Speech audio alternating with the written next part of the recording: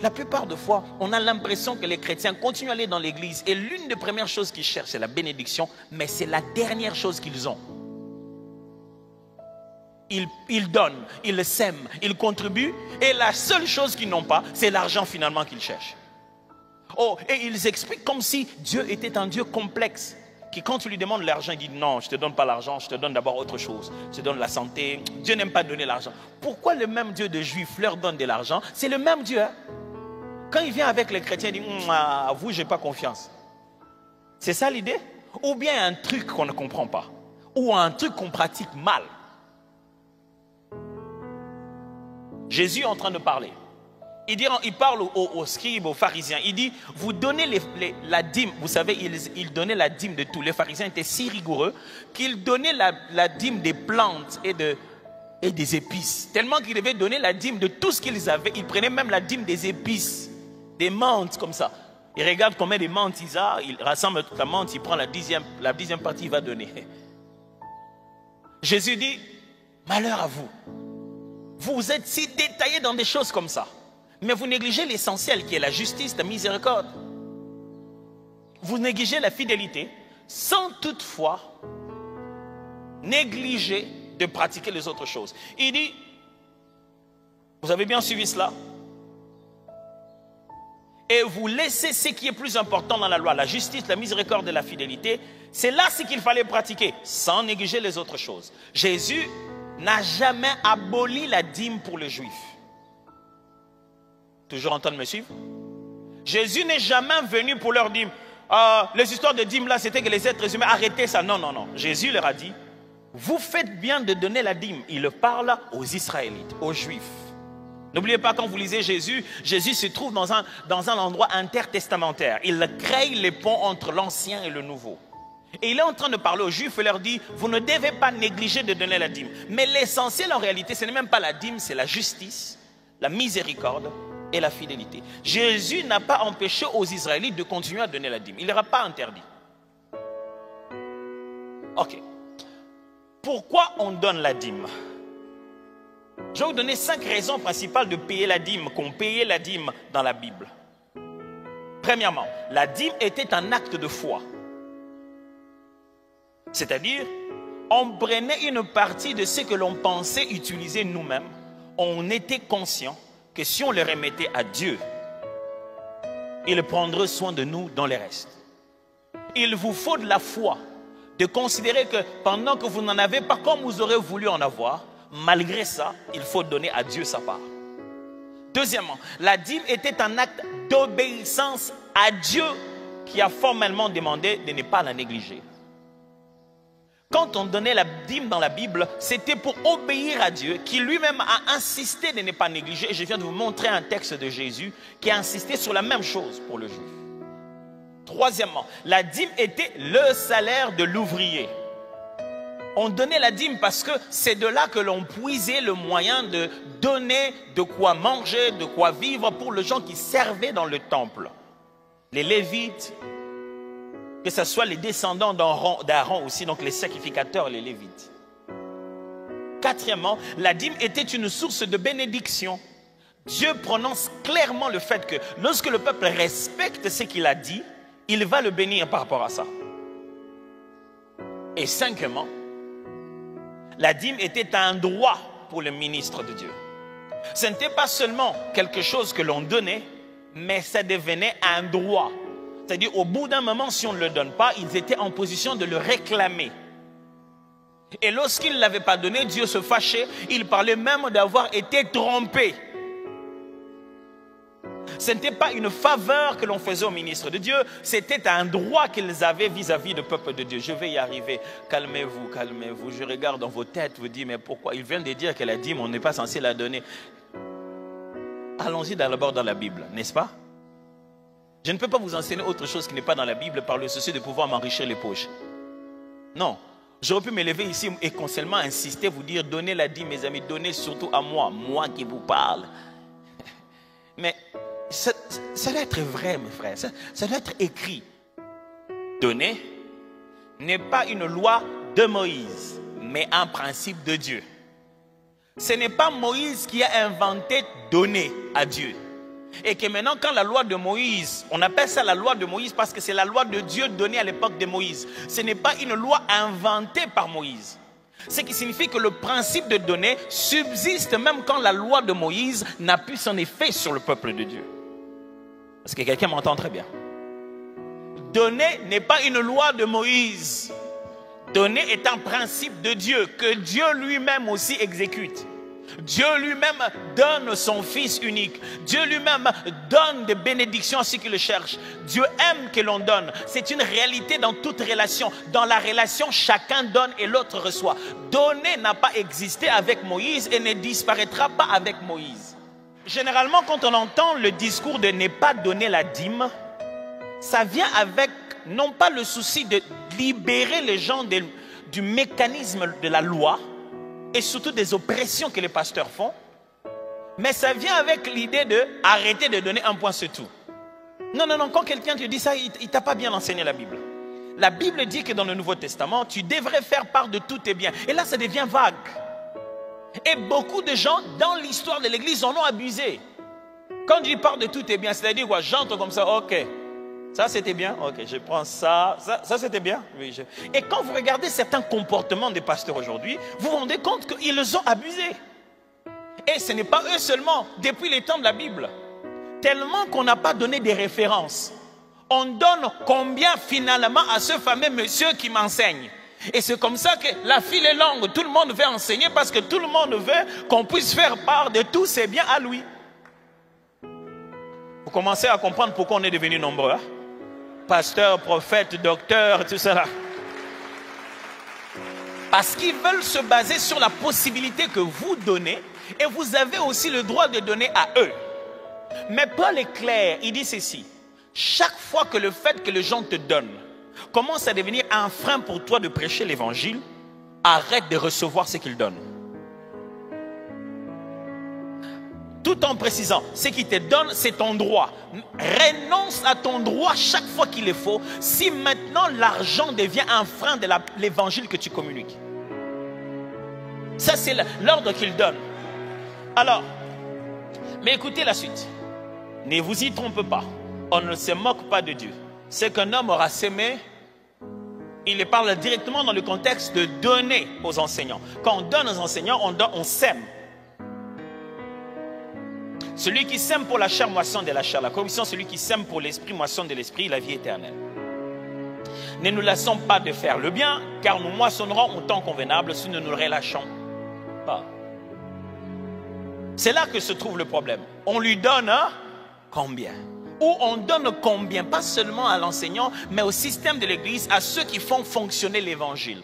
Parce qu'on a dit qu'on fasse part de tous leurs biens. Le but de Paul ici, c'est pour leur dire, vous n'êtes pas sous une loi qui dit, il faut leur donner absolument ceci. Si vous ne donnez pas, vous êtes dans la malédiction. Non, non, non, non. Il veut dire, c'est ça. Soyez généreux envers eux. Chaque fois que vous avez des moyens pour pouvoir partager avec eux en vain de s'aimer dans leur vie comme ceux qui annoncent l'évangile, faites-le.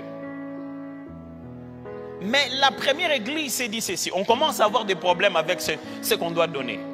Cherchons ce qui est déjà révélé pour expliquer ce qui est complexe. C'est ce qui s'est fait dans la Bible. Quand vous êtes devant un texte qui est complexe, on va chercher un texte qui est un peu plus clair. Alors il se base et dit, Paul nous avait comparé au sacrificateur. Alors on devrait donner un minimum pour que chacun donne un minimum et que si vous voulez donner plus, vous puissiez le donner. Ce qui est déjà révélé a été le système appelé dîme. Maintenant, quand on utilise le mot dîme dans la Bible, on ne parle plus des 10%. On parle du pourcentage que tu auras décidé de donner régulièrement à l'Église pour faire fonctionner l'œuvre de Dieu. Maintenant, Paul insiste. Il dit, sachant cela, comme on a dit, c'est le pourcentage que toi tu décides, il connaît l'être humain. Il dit, je préfère vous prévenir. Celui qui donne 1%, moissonnera 1%. Celui qui donne 2%, moissonnera 2%. Ne pensez pas que parce que nous tous nous donnons, nous moissonnerons de la même manière. Dieu, on ne se moque pas de lui. Quelqu'un ne serait pas en train de donner 10% et moissonner comme toi qui a été chiche à vouloir garder. Tu as dit, d'ailleurs on a dit on peut donner ce qu'on veut, je veux donner 1%. Si tu donnes 1%, tu vivras aussi financièrement à la limite et aux bénédictions et à la moisson de quelqu'un qui donne 1%. Alors, étant donné que les gens sont encore jeunes dans la foi, on leur a donné des repères. On a dit, si dans l'Ancien Testament, dans une ancienne alliance, Hébreu explique ça, dans l'ancienne alliance qui n'était pas parfaite, cela donnait déjà 10%. À combien plus forte raison, nous qui sommes dans une alliance plus parfaite, ne penserons non plus à faire plus? Mais il n'est pas question ici que quelqu'un qui vit avec un salaire de 20 $ soit obligé de donner 10%. Il doit donner le pourcentage qui lui permet d'exprimer sa dépendance à Dieu et de faire participer l'œuvre de l'évangile. Parce que celui qui a 20 000 $, quand il donne un salaire de 2, un pourcentage de 10% qui est 2, ça n'a pas le même poids que celui qui a 200 qui vous donne ses 20. Est-ce que vous comprenez de quoi je parle? C'est toujours 10%, mais dans leur quotidien, ce n'est pas la même chose. Le problème est celui-ci. Celui qui a 200 se dit, alors non, je ne donne pas 10, je préfère donner 5, régulièrement sans problème. Mais il ne devrait pas s'attendre à vivre la moisson de celui qui donne plus.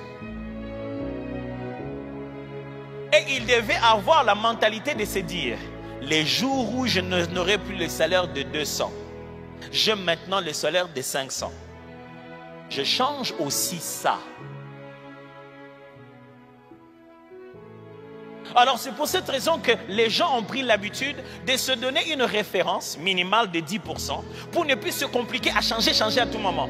De sorte que quand il prend un engagement avec Dieu, il ne puisse pas mentir. Est-ce que vous me suivez très bien ici? Ce qui veut dire, celui qui donne 12%, personne n'a dit que ça doit être un chiffre rond. Celui qui donne 22,4, qui donne 7,9, qui donne 11%, ça n'a pas besoin d'être un chiffre rond, mais tu dois être capable de faire tes calculs. Hein? Parce qu'après les calculs en pourcentage, va te payer katana. Pourquoi? Parce que ce que Dieu veut que l'on puisse donner aux gens qui travaillent dans le temple, ce n'est pas juste un cadeau. Ce n'est pas une offrande. L'offrande, on vient la donner pour contribuer au quotidien de la vie de l'Église. Mais la dîme, on vient la donner pour contribuer à l'ancien qui nous enseigne dans la parole et à toutes ces autres personnes qui nous enseignent dans la parole. Mais ce n'est pas juste une offrande ponctuelle. La Bible établit un système, il y a un besoin régulier. La Bible dit, Dieu aime celui qui donne avec joie. Il dit, ne donnez jamais sous la pression. Donner à l'église ne doit pas devenir un truc pour lequel on nous lance déjà les malédictions. Voici les malédictions qui suivront ceux qui n'ont pas donné leur dîme. Non, c'est totalement logique. Quand tu ne ouvres pas le robinet, les alentours du robinet sera rempli de... Vous savez, nous, les robinets, on a grandi où le robinet est à côté du sable. Un petit coin là. Quand tu n'ouvres pas les robinets, ce coin-là va être mouillé. Ça va être mouillé. Ça va être comment? Sec. Tu sèches automatiquement par désobéissance à ta parole. Par désobéissance à la parole de Dieu. Par non-respect de ton propre engagement. Deuxièmement, tu dois être libre. On ne doit pas t'envoyer un recouvrement de la dîme à la maison. Bonjour ma soeur, oui ça va, nous sommes du ministère social, on est venu collecter les dîmes. Mais ça doit être aussi sacrificiel. Il y a un niveau où quand on donne, mes frères, que ce soit dîme, surtout dîme, offrande, surtout j'insiste, ce qu'on appelle ici dîme, vous avez compris maintenant que je ne parle pas de l'Ancien Testament. Cette offrande régulière que vous donnez, il y a un niveau où vous devez prendre conscience, comme toutes les dîmes de la Bible, que vous êtes en train de faire un sacrifice, vous êtes en train de faire confiance à Dieu. Parce que nous ne donnons pas à Dieu parce qu'on en a trop. Quand on sort quelque chose de notre argent et on donne à Dieu, on avait besoin de cet argent-là. N'est-ce pas? Il y a des fois tu regardes, tu te dis, oh, son appel si dîme, non, ça n'est pas. C'est lui qui donne la dîme ou c'est lui qui prélève la part qu'il donne à l'église et en train de dire à Dieu, je te fais tellement confiance que même ce que j'ai ici, c'est toi qui m'avais donné. Si j'enlève ça, tu seras capable de compléter toujours. Voilà là où ça devient intéressant. Pendant que toi tu raisonnes 4 fois sur si tu donnes la dîme ou pas, quelqu'un d'autre est en train de prier à Dieu parce que lui il a droit de ta dîme. Et Dieu est sur la terre en train de dire, je t'ai promis de te donner. Et toi là-bas tu es en train de dire, je ne donne pas aujourd'hui. Il n'envoie pas la manne. Il a prévu que ce que toi tu donneras, il exauce la prière de l'autre. Et il continue à se rendre compte que tu ne donnes pas, tu ne donnes pas, tu ne donnes pas. Tu n'es plus fiable. Tu n'es plus un intendant fiable. Dieu ne donnera plus chez toi parce que ça n'arrivera pas. C'est comme ça qu'on se sèche dans la vie. Tu n'es plus un bon intendant. Et mes amis, lorsque nous donnons ce que nous appelons, entre guillemets, dîme, ce n'est pas prendre un pourcentage qui sera resté. Le but, c'est de donner en premier d'abord à Dieu. C'est de prélever d'abord la part de Dieu avant toute chose.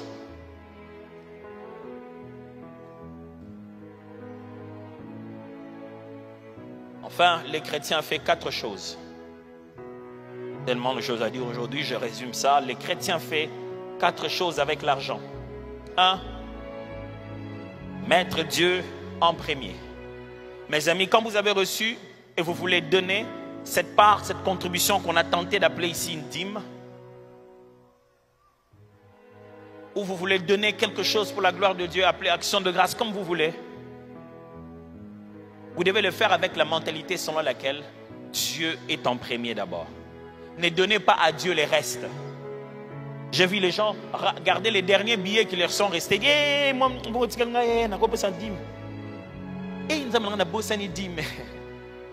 Pourquoi Dieu aime ça? Ça veut dire que dans ta tête, il est le premier.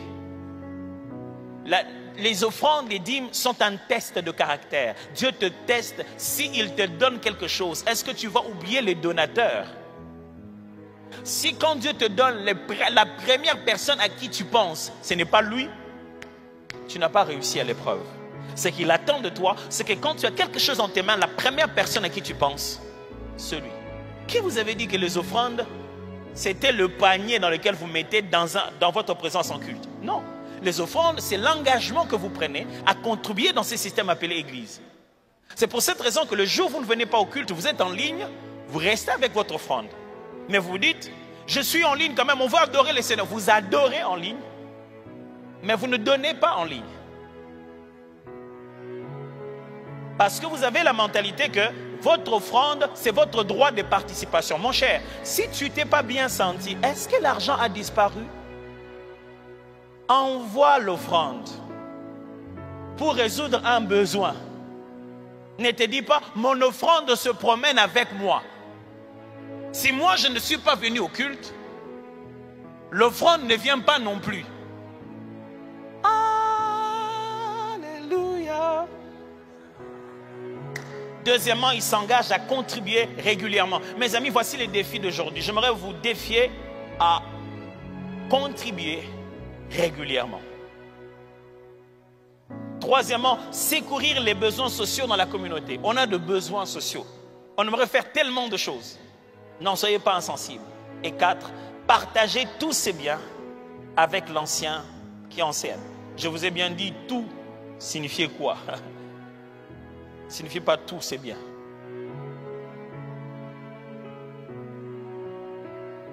Seigneur, merci pour ta parole. Laisse qu'elle fasse du bien à nos cœurs et que nous y obéissons selon que ton esprit nous parlera. Quand tu deviens maître de nos vies, tu dois être maître de tout. Si Jésus n'est pas Seigneur de tout, il n'est pas Seigneur du tout. Autant nous nous plions à toi sur des sujets importants de nos vies comme se marier. Seigneur, qu'est-ce que tu veux que je fasse? Qui voudrais-tu que j'épouse? Je dois lui dire oui ou non. On se plie à toi sur des sujets. Seigneur, où est-ce que tu veux que j'investisse cet argent? Dans quelle université que tu aimerais que j'étudie? Mais quand il est question d'argent, nos cœurs deviennent pourris. On a l'impression que Jésus n'est pas maître de notre argent.